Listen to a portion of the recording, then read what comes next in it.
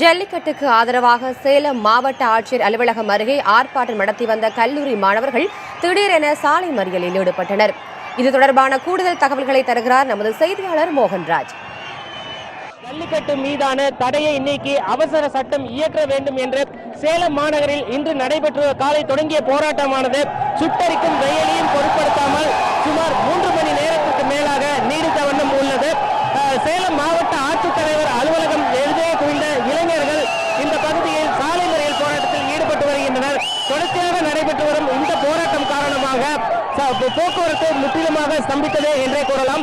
அது மட்டுமல்லாமல் இந்த போராட்டத்தில் ஈடுபட்ட மாணவர்களில் 2 பேர் உடலில் மண்ணெண்ணெய் ஊற்றி தீக்குளிக்கவும் முயற்சி செய்தனர்.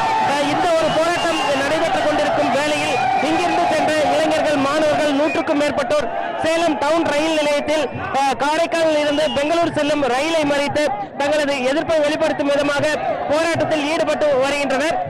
இது தவிர தொடர்ச்சியாக நடைபெற்று வரும் இந்த போராட்டம் காரணமாக காவல்துறை பாதுகாப்பும் வழங்கப்பட்டுள்ளது.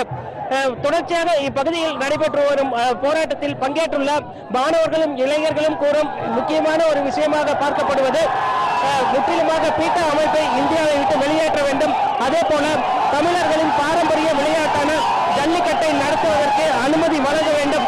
இல்லாவிட்டால் தங்களது போராட்டம் தொடர்ந்து நடைபெறும் அப்படிங்கிறத தெரிவிச்சிருக்காங்க. சுமார் 3 மணி நேரத்துக்கு மேலாக வெயிலையும் பொருட்படுத்தாமல் இப்பகுதியில் இந்த இளைஞர்கள் பெரியார் மேம்பாலத்தை முற்றுகை சாலை மறியல் போராட்டத்தில் ஈடுபட்டு வருகின்றனர். கண்ணுக்கேட்டிய தூரம் வரை மாணவர்கள் இளைஞர்களின் தலைகளாக காட்சியளிப்பதால் ஒட்டுமொத்தமாக சேலம் மாநகரமே ஜல்லிக்கட்டுக்கு ஆதரவான ஒரு குரல் எழுப்பும் வகையில் போராட்டம் இந்த பகுதியில் நடைபெற்று வருகிறது.